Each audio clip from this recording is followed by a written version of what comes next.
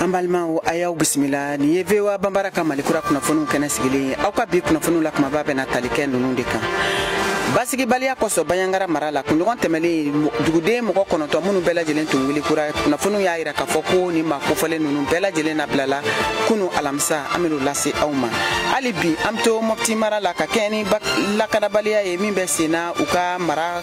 koronfe enfant ani kata jamana ire koronfe enfant filala ayira la ka fo mali kono finitiku ka lakana jekulu nyamogo oye barusigi belebele ke barusigi mini o kera arabado janvier kalo kle muga ani duru amino fene tenten bi kala se awma coronavirus bana kunka kena ministri soka kuno alamsa janvier kalo kle muga ni woro samba flani muga ni sabaka na funi disenfe uya ayira ka fo bana bato membe mali jamana kono o hake mugo babi sabani flani mugo kema wolumvla ani mugo bi wolumvla ni mugo wolumvla nunu de bana ke awka malikura kuna funu la kuma badoyi ayaw bismillah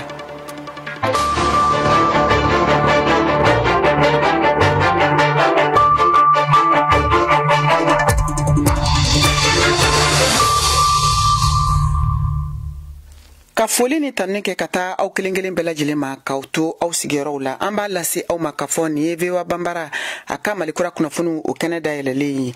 ndega nyeta ani wolon vlantana gosira Bamakona lamini na wula nege nyetani filabe Washington DC vewa konona la krengrenia la femi ye don kibaru ye o bena sigi jumadon janvier kalo kile muga ani wolonvla samba flani muga ani wolonvla akuna fone kunkuna nyenya bena tenten kalase awma Mariam Traoré fe kabo sijo worona na vewa soba kono Washington DC awka kuna fonu fle amta banyangara marala ka keni basigi baliya ye uka mara kono ayirala ka fo dugude mogo kono to munu bela jelentun wele kura jekulu mara mafentugu fe kundon temeli jateminalu ya ayira ka fo kunu alamsa ni makufole nunu bela jelen la blala ka sekinkana banyangara marala o kuna funu wala sanga se kunye don Tijani Wedrago vewa togola ka bokuru alebe o kuna funu lasi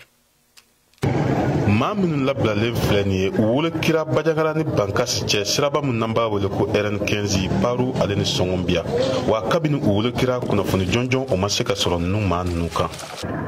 kunungo alamisa janvier kalo tile 26 san 2023 i k'a dɔn k'a fɔ maa minnu kɔni kɛra sababu ye ka ninnu woloki u kɔseginna ka na u labila u labilalen kɔfɛ olu fana ye fɛɛrɛ bɛɛ lajɛlen latigɛ walasa u bɛ se ka se joona bajangara cogo min na nin kunnafoni kɔni sɛbɛntiyara bajangara guvernora fɛ a ka communiqué dɔ senfɛ a y'a yira k'a fɔ ko maa minnu kɔni labilala maa 9 don kɛnɛya baarakɛla 3 ale ni taamakɛla 6 wa u bɛɛ lajɛlen kɔni ye cɛw de ye nin kunnafoni kɔni kɛnbɛ ka jigiya kura don maaw kan mali camancɛ yanfan na baw n'i y'a jati minɛ maa caman ka maaw de wolo kelen bɛ ninnu bolo u caman ka fɔla nin na kɛ sababu ye maa wɛrɛw ka labila an bɛ waati min na i n'a fɔ sisan maa minnu kɔni labilala u bɛ bajangara kɛnɛyasow la walasa sɛgɛsɛgɛli bɛ se ka kɛ u ka kɛnɛyaw kan cogo min na Tijani Wedrago vewa bambara tɔgɔ la ka bɔ bajangara marabolo kɔnɔna na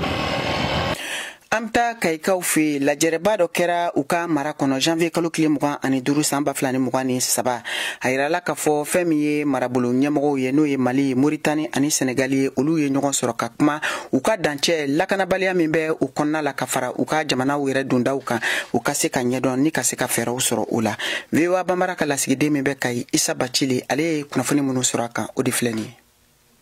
lajɛ kile jakabɔ ni kunnafoni falen kɛnɛ dodo ka kɛɲɛ ni mun ye lakanako gɛlɛya mun ni o bɛ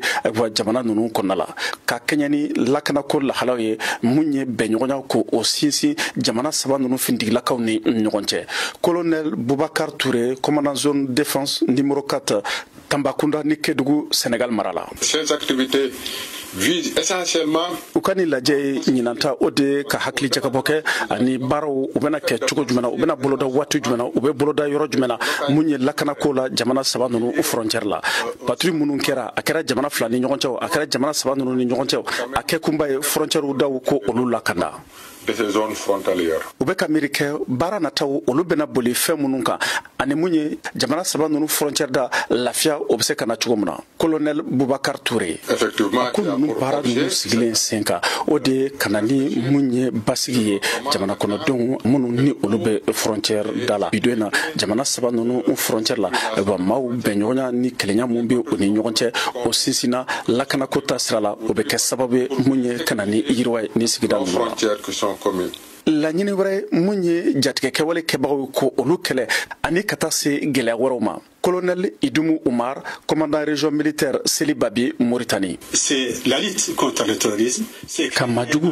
ko olu kɛlɛ ka bɛnɲɔgɔnya sinsin dugu minnu frontière da la olu ni ɲɔgɔn cɛ drogue ni marifaw ko olu bɛɛ lajɛlen kɛlɛ patrouille sigili sen kan a kɛra sababu ye ka na ni basigi ye dugu minnu ni olu bɛ frontière da la. A y'a jira k'a fɔ san 2023 na dɔ bɛna fara patrouille hakɛ kan jamana saba ninnu ni ɲɔgɔn cɛ. Colonel Idumu Umar. Salon an ye patrouille caman kɛ an b'a ye k'a fɔ mun ye patrouille minnu ni o kɛra sababu ye ka nɔbɔ nka ɲina an b'a fɛ ka dɔ de fara o hakɛ kan walasa an ka dugu basigi bɛ se ka na u la cogo min na. Kayi commandant de zone de défense numéro 4 ni o ye colonel Salim Bamba Kunare, commandant de zone de défense numéro 2 Segu ani numéro 3 Kati ninnu bɛɛ lajɛlen tun bɛ lajɛ in kɛnɛ kan. Sigikafɔ in kɛnɛ ɲɛmaya tun bɛ colonel Musa Sumare bolo ni ale ye Kayi gouverneur ye. Isa Bakari Bacili ka bɔ Kayi VOA Bamanan o tɔgɔ la. Jɛkulu min sigilen don Mali jamana kɔnɔ n'a bɛ wele ko Liptago Gourma olu ka tɔndenw farala ɲɔgɔn kan u ka san lajɛrɛba la min bɛ kɛ n'a ta ko 59 sigira bi juma Bamakɔ dugu kɔnɔna la. VOA ka lasigiden Mohamed Daɲugu ka bɔ Bamakɔ ale b'o kunnafoniw lase. Kulu min bɛ yen n'ale tɔgɔ ko autorité de développement intégré des états du Liptako Gourma ni o kɔnɔna la Mali, Burkina ani Mauritanie olu kɔni bɛ o kɔnɔ olu ka lajɛrɛ 59 o de tun bɛ Bamakɔ bi juma janvier kalo tile 27 ni kulu kofɔlen in kɔni ale sigira sen kan kabiri san 1970 ani 70 ale kun ye mun ye o de ye ni jamana saba ka se ka u tigɛ di ɲɔgɔn ma mun ye u furancɛw u bɛ ɲɔgɔn kunbɛn yɔrɔ min na ka se ka yen yɔrɔw k'olu yiriwa kosɛbɛ. Seydou Lamine Traoré n'ale Mali ministre ye mun ɲɛsinen don dugukɔrɔ nafolokow ma an k'ale lamɛn ni lajɛrɛ in kan. Laɲini ye halisa ka bɛn sabati jamana saba in ni ɲɔgɔn cɛ ka jamana saba ninnu ni u jɛlen don zone mun na frontière minnu na ka o nafolo ninnu o dugujukɔrɔ nafolo ni en tout cas sɔrɔ fɛn fɛn bɛ o yɔrɔ ninnu na ka u exploiter ka ɲa walasa jamana ninnu ka lafiya. Fatoumata Bako Traoré n'o ye Burkina ministre ye mun ɲɛsinen don u ka musaka kow ma ale fana tun bɛ lajɛrɛ in kɛnɛ kan ale y'a jira k'a fɔ lajɛrɛ in a bɛ kɛ sababu ye ni jamana saba u k'u tigɛ di ɲɔgɔn ma gɛlɛya min b'u ka jamanaw kan ka se ka o kɛlɛ cogo min na an k'a lamɛn. An ka hakili di ɲɔgɔn ma ka filɛ cogoya min na an bɛ se k'an ka jamana saba Burkina, Niger ni Mali difficulté dɔ an ka ko dɔw b'an voilà ka hakili di ɲɔgɔn ma. Seydou Lamine Traoré ka fɔla u ka ni lajɛrɛ in senfɛ u na baara kɛ yaasa cogo min na ni san 2023 kɔnɔna la u bɛ se ka fɛɛrɛ minnu sigi sen kan mun ye halisa ni yɔrɔ kofɔlen ninnu olu ka yiriwa ani i ka dɔn k'a fɔ lakana u ka na ni jamana saba kɔnɔna la kɛrɛnkɛrɛnnenya ni yɔrɔ kofɔlen na. Seydou Lamine Traoré. An bɛ kɛnɛ mun kan baara mun kɛra san tɛmɛlen an bɛ n'a lajɛ o kɛra cogo jumɛn na a ɲana wa a ma ɲa wa mun y'a jɛ ka o lajɛ n'o bɔra yen nɔ san wɛrɛ fɛɛrɛ jumɛn minnu tigɛlen don n'o ye ɲinan 2023 in ye ɲinan fɛɛrɛ jumɛn minnu tigɛlen don walasa baara in fɛn o fɛn ma se ka kɛ salon o ka se ka kɛ ka ɲa o ka se ka kɛ ka ɲa ɲinan nin bi jɛ in a b'o o de kan. Sani bi donya in cɛ ni jamana saba ale kodɔnnaw olu ye baara kɛ janvier kalo tile 25 fo ka taa bila a tile 26 mun ye sɛnɛ koɲɛw kan mɔni ani fo ka taa se dugujukɔrɔ nafolo olu kow ma olu ye sɛbɛn minnu baara ni ministre kofɔlen ninnu u n'u ka baara o sinsin o de kan. Mohamed Daɲugu VOA Bambara tɔgɔ la ka bɔ Bamako. Lakanabaliya kosɔn Mali jamana camancɛ fanfɛla a n'a kɔrɔnfɛyan fanfɛla la a yirala k'a fɔ Mali finitigiw ka ɲɛmɔgɔ n'o ye état major ye a ye lajɛrɛ dɔ kɛ min kɛra arabadon janvier kalo tile 25 san 2023 walasa ka se ka kuma gɛlɛya minnu bɛ jamana kɔnɔna la lakanako kun ka se k'u ɲɛdɔn o senfɛ bi VOA Bambara tɔgɔ la Mohamed Touré y'a ka kuma barani tɛnkun Ousmane Diko la a bɛ fɔ denmisɛnjɛkulu min ma Mopti kɔnɔ ko plateforme des jeunes de Mopti ale ye o ɲɛmɔgɔ ye Capital Plaku o ɲɛmɔgɔ don an k'a ka laseli lamɛn. ayiwa alhamdulilayi lakana ko la n bɛ se k'a fɔ dɔɔni bɔra a la ka dɔɔni de bɔra a la mun ye camancɛ yanfan lakanabaliya ko ye lakana kɔni dɔɔni yɛlɛmɛ dɔɔni kɛra a la. kuna sini kɛrɛnkɛrɛnna arabadenw mali finitigiw ka kɛlɛmasa a ye bɔli kɛ ka laseli kɛ k'a yira k'a fɔ k'olu ka wulikajɔ sen fɛ desanburu kalo la salon ka na janvier kalo na san daminɛ na k'u ye jatigɛwalebagaw caman nagasi bayangara mara kɔnɔna na ani ka dɔw minɛ o mara ninnu kɔnɔna na nka aw minnu bɛ bɔ jamana camancɛ yanfan na aw bɛ se ka mun de fɔ jatigɛwale kɛlɛli taabolo sɔrɔsiw fɛ barisabu kelen bɛ ka minɛn kuraw sɔrɔ dɔw yɛrɛ dira ka bɛn sɔrɔsiw ka tɔgɔli don ye aw ye mun de ye kɛnɛ kan mun bɛ sen n'a ye. effectivement an ka sɔrɔsi kuntigi bɔra ka déclaration min kɛ mercredi an y'a mɛn explication minnu bɛɛ di ka fara kan an y'o fɛnɛ mɛn bon an wulikajɔ caman kɔni kɛra an ye mouvement santi Mopti région bɛɛ kɔnɔ n'o ye sɔrɔsiw ka taa ka segin ye o ka wulikajɔw kɔnɔ minnu ye an jatigɛ dɔɔni an bɛ se k'a fɔ mun ye dɔ fara an population civile ka siranya kan dɔɔni o ye jumɛn ye wagati dɔw la n'o ye mois de décembre kɔnɔna ninnu ye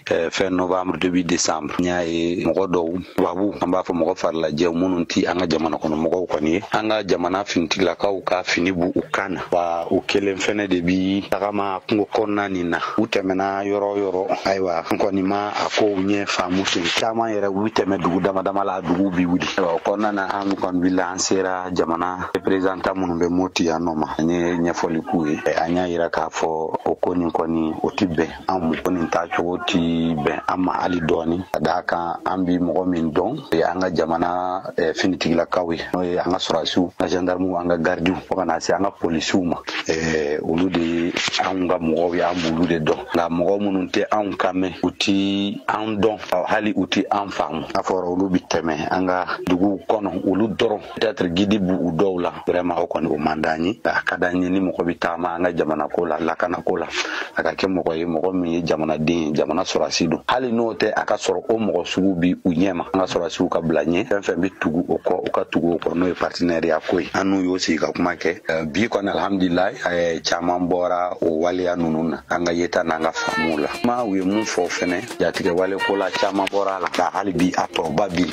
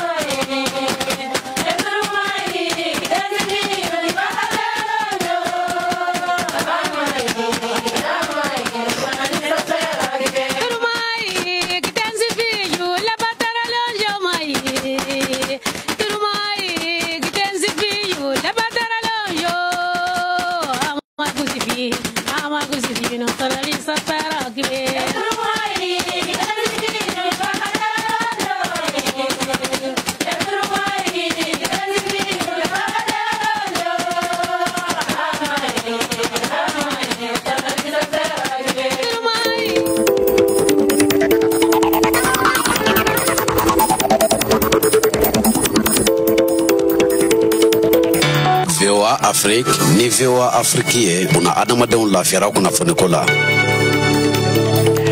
an balimaw an bɛ aw fo hali bi k'a lase aw ma k'a fɔ aw sɔgɔlen don VOA banbara a ka malikura kunnafoniw na nin waati in na a ka radio fiɲɛ siraw bɛɛ lajɛlen fɛ bamakɔ n'a lamini ye fiɲɛ turukala 102 o fiɲɛ sira ye ɲorodi sahɛlikaw aw b'an sɔrɔ radio émergence kan 99 ani tomi 6 bugunikaw b'an sɔrɔ radio kumase ka 92 o fiɲɛ sira fɛ yuwaru aw b'an sɔrɔ radio duniya ka 101 ani tomi 2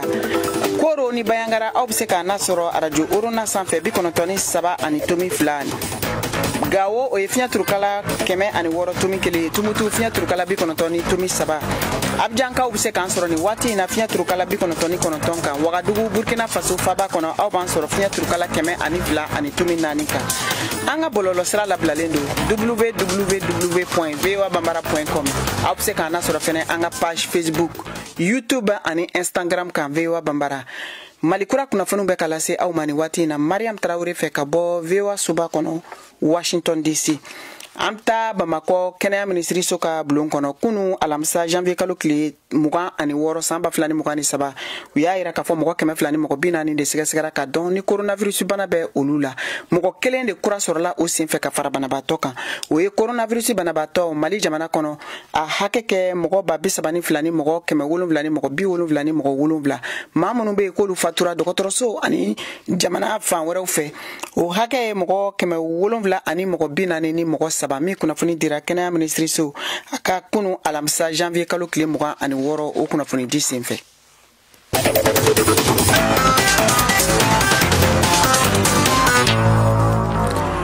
Amtani kunnafoniw ye ni waati na Burkina Faso jamana kan u ka bololabaarakɛlaw ka fɛrɛkɛnɛba min bɛ wele ko Salon International de l'Artisanat de Ouagadougou CIAO o sigira ka a kurubon kari bi juma Kader Traoré VOA tɔgɔ la ka bɔ Ouagadougou ale b'o kunnafoniw di.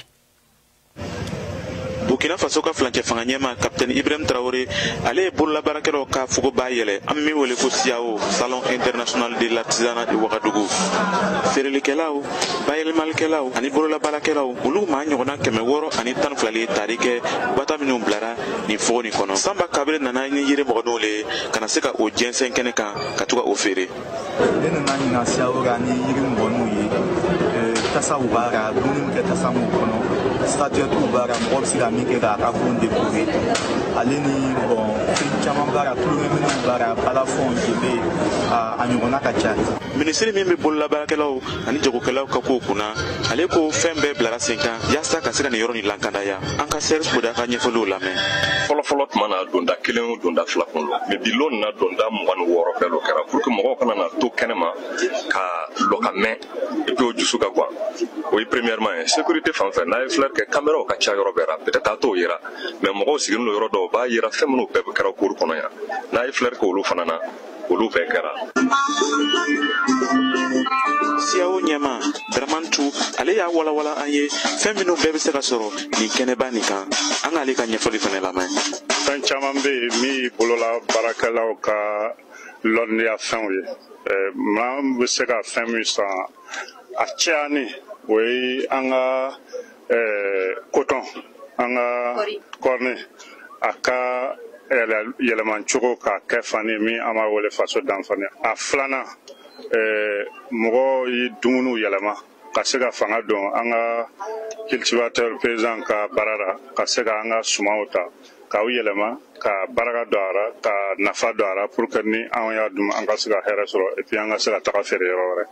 dɔw fana bɛ yen ka taga min bɛ yiriw ta k'aw yɛlɛma k'a kɛ sigiyɔrɔ ye biro ye k'a yira k'a fɔ ko an ka dugu kɔnɔ an bɛ se k'an ka hɛrɛ bɛɛ sɔrɔ an ka dugu kɔnɔ an tɛ taga fɛn san jamana wɛrɛ k'an ka wari to kɛnɛma. CIAO ta ko 16 dayɛlɛla lɔgɔkun kelen kɔnɔ feerekɛlaw bɛna se ka yaala ka se k'a to olu ka minɛnw feere o tɛmɛnen kɔ minnu fana nana u ka minɛnw yira n'an ko créateurs olu bɛna se ka sɛgɛsɛgɛli kɛ ka se k'a lɔn min kɛra bololabaarakɛla ŋana ye nin tun ye Kader Traoré kumakan ye ka bɔ Ouagadougou Burkina Faso. Hali bi an bɛ to Burkina Faso jamana kan an bɛ taa Bobo Julaso a yirala sɛgɛsɛgɛliw senfɛ k'a fɔ ko degunba binnen don bololabaarakɛlaw kan walasa ka se k'u ka baaraw taabolo yiriwa hali ni k'a sɔrɔ bololabaarakɛlaw ka fɛrɛkɛnɛba kɛnɛ dayɛlɛnna bi juma Ouagadougou. Kader Traoré ka ɲininkaliw ni sɛgɛsɛgɛli kɔfɛ an bɛ kuma di Alidu Wedrago ma ka bɔ Bobo Julaso ale bɛ dɔ fɔ an ye bololabaarakɛlaw ka gɛlɛya kan.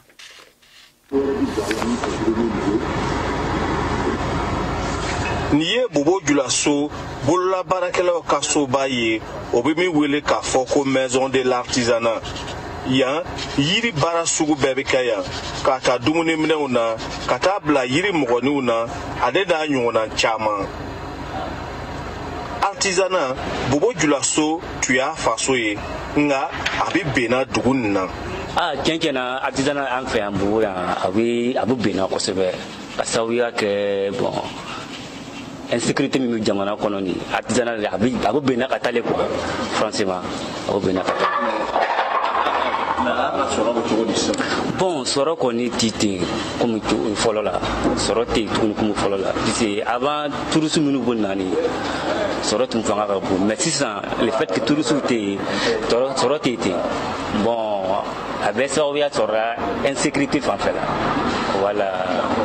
Bobo Julaso bolola baarakɛlaw bi labɛnna ka se ka taa o ka ɲɔgɔndanba min bɛ kɛ san 2 o san 2 Wagadugu o bɛ min wele ko CEDEAO.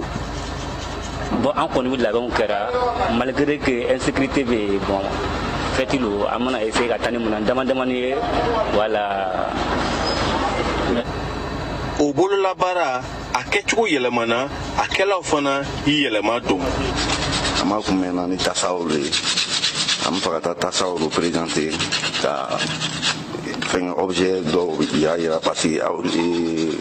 yiri mɔgɔ dɔn tɛ san na ten tugun quoi utilisable minnu bɛ san. Kwɛlɛdala minnu bi o yɔrɔ la olu kɛlen don fana k'o dɔgɔ don ka se ka taa CEDEAO sɔrɔ hɛrɛ la. CEDEAO tun fɔra ka sɔgɔ ka reporter min bi an jɔyɔrɔla ni an kana taa a ka kɛ fɛn wɛrɛ ye nka an ka se ka taa ka se ka feereni sɔrɔ ka sanni sɔrɔ ani ka a sɔrɔ hɛrɛ la. Bon, nin ye Alidu Wedrago kumakan ye VOA Bambara tɔgɔra Bobo Julaso. Aw de bɛ kunnafoni mɔlen sɛnsɛnnen di anw ma bamanankan na. VOA Afrique filɛ nin ye 102 fiɲɛ sira kan Bamako, Mali la. An bɛna ni kunnafoniw ye Ameriki jamana kan yan ka kɛ ni funenkɛni dɔ ye min tun ye farafin ye fagali kɔfɛ min minɛna finitigiw fɛ. A yirala k'a fɔ fɛn min ye waleya in jaw ye o kan ka latɛmɛ Ameriki jabaraniso caman kan bi juma. O n'a ta o ta jamanatigi Joe Biden ye welewele kan bila ka taa jamanadenw bɛɛ lajɛlen ma basigi u bɛ se ka na jamana kɔnɔ cogo min na. Hayatu Traore ale b'o kunnafoniw lase. Our prayers are with the people of Monterey Park and Half Moon Bay. And after yet another spree of gun violence in America. Polisi mɔgɔ duuru minnu bɛ farafin ye ɲangira alamisa donna ka da Tyre Nichols 129 farafin kamalen sifin ka fagali kan janvier kalo daminɛ waati la marakɛlaw ka fɔ la. Of Tyre Nichols. These are the same 5 officers who were previously or recently terminated by the Memphis Police Department. A polisi tɔgɔ ninnu bɛɛ lajɛlen bɛ baara kɛ Memphis polisiso la Tennessee mara la. Ɲangidi bolo caman de bilalen don polisi ninnu kan i n'a fɔ fagali jugu ba dɛmɛ bugɔliw waleyaw ani welekuliw. Kiiri ɲɛmɔgɔ Steve Mulroy ka fɔ la kunnafoni sɛnsɛ kɛnɛ kan. L'Amérique jamanakuntigi Joe Biden ye sɛgɛsɛgɛli jɛlenw telimanw laɲiniw kɛ a taabolo kan kunnafoni gafe dɔ kɔnɔna na. Ja minnu bɛ waleya ninnu jira bɛna bilabila kɛnɛ kan bɛɛ lajɛlen ye bi juma la wulanɛgɛ ɲɛ 18 waati la. Reckless and inhumane. And in the vein of transparency, when the video is released in the coming days, you will see this for yourselves. Ne sigilen bɛ n'a ye k'a fɔ ko ja ninnu lajɛli bɛna na mɔgɔw dusu kalaya kosɛbɛ. Memphis polisi ɲɛma Celerina Davis ka fɔ la arabadon na. Ne sinsili ye a kan ko mɔgɔw bɛna sɔn ka nisɔngoya wulikajɔ kɛ a sababu la. A ye wele bila o sira kan k'a fɔ awa k'u ka koɲa ta ni hakili ye ko dankarili waleyaw kana taa bɔ a koɲa la. L'Amérique jamanakuntigi Joe Biden ye a jira k'a fɔ communiqué kɔnɔna na k'a b'a kan fara Tyre Nichols ka somɔgɔw ta kan. Ne ka welekan laseliw kɛ wulikajɔkɛlaw ye ko u k'u ka taama kɛ ni hakili ye ko tiɲɛ don k'a fɔ ko dimiko ba de don ko wa k'a bɛ faamuya fɛnɛ wa ko o sira kan ale kɔni bɛ laɲini kɛ u fɛ u k'u jija dankarili waleyaw kana bɔ a la.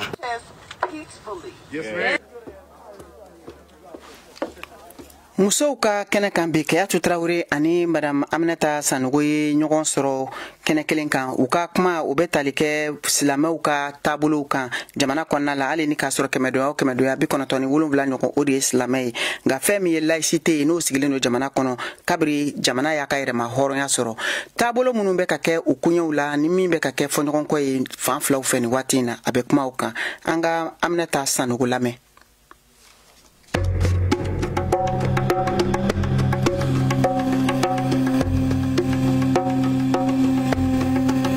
Définition est mieux, Benny Gatabolo de Guinée-Fola. Nimi Kadimi et Kujata au Straf, laïcité au Moshi, Jagua Lente, qui est la même, Jagua Tatou, Mani est permanent du goût, Mandeka n'est pas madame Fralin Wanga, la mère de Nanadu Anna, mais au cours des Kafoko, Anake Jagua, Angat la mère Takake, Angatabolo, ou Nanato Tabolo de Wambulea, Benny Gatabolo de Kurkavoa, Mina, Ablala Singa, Sam Bakile, Anike Mefla, ni Bisabani, Duru Watila, no Kerasunjata Kila, Afora,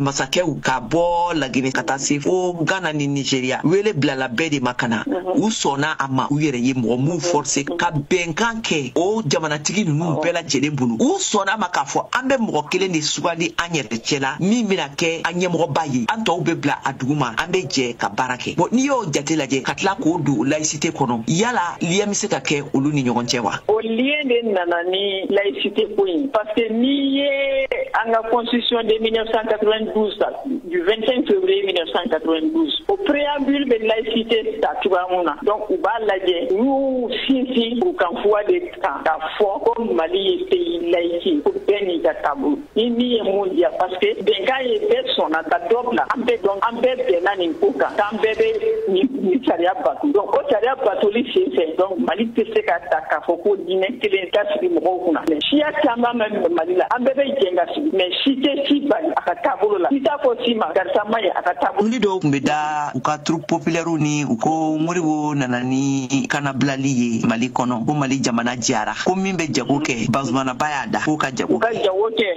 ni min bɛ taa ni min bɛ kɛ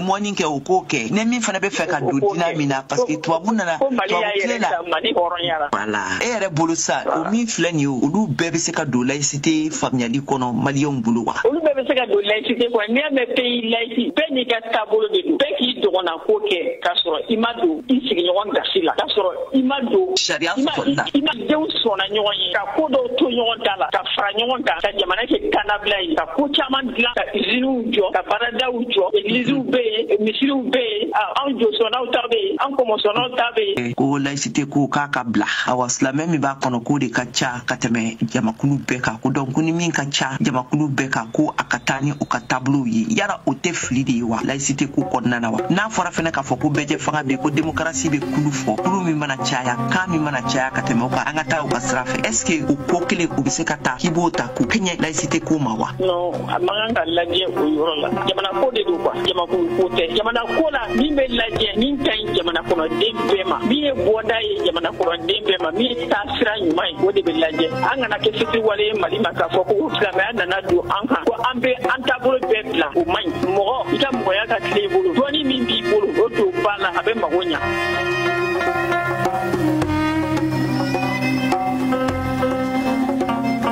Ka da nin kan sisan Saka Tarawele ka farikolo ɲɛnajɛ kunnafoniw an k'o lamɛn.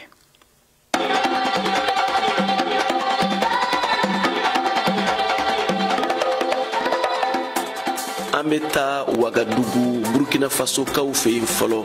ye diɲɛ kurukara ɲɔgɔndanba dɔ bɛ sen na min bɛ danbɔ ko fɔ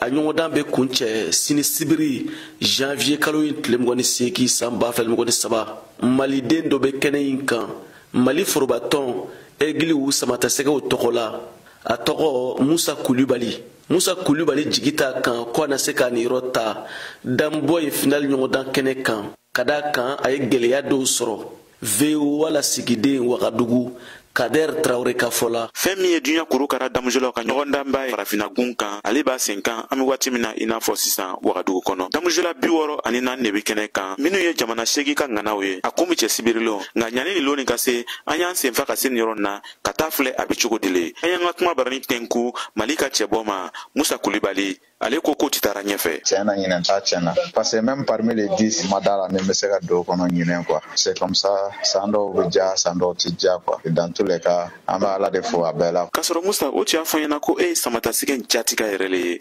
ayiwa e ka sini ko jateminɛ ye jumɛn le ye compétition nata an b'o de préparer n b'o labɛn ni segila n bɛ préparation kɛ ka dɔ fara effort kan n bɛ fɛn bɛɛ kɛ pour que ni échec ɲɔgɔn kana n sɔrɔ Burkina Fasolakaw fɛ olu ka ŋana bɛ cɛbɔ cɛma ali bele ale ye Abubakar Mark Seba ye ŋaniya min bɛ ale dusura o tɛ kodeni ye compétition yɛrɛ daminɛtɔ ne yɛrɛ tun bɛ fɛ ka compétition de ta i soit ka performance kɛ compétition na k'a yira k'a fɔ ko Burkina Faso fana tun tɛ kɔfɛ danbɔko la an kɔni bɛna place ɲanama caman sɔrɔ nin coupe du monde nin kun cɛ sini sibirilon de nka bi jumalon na maa min bɛ ɲɛfɛ o ye Cameroun ka cɛbɔ ye Jean-Marc Njonfam ale tun ɲɛmaya sɔrɔ san 2022 ka takura nin tun ye Kader Traoré kumakan ye ka bɔ Wagadugu Burkina Faso n'an bɔra Wagadugu an bɛ taa Algérie sɛnɛntolanta bunakun kan farafina sɛnɛntola de final 2 bɛ tan bi janvier kalo tile 27 san 2023 ni Côte d'Ivoire ka ɲɔgɔndan quart de finale 2nan ni nɛgɛ 19 dana gosira Sénégal ale ni Mauritanie bɛ ɲɔgɔn sɔrɔ quart de finale fila tɔ bɛ tan sini sibiri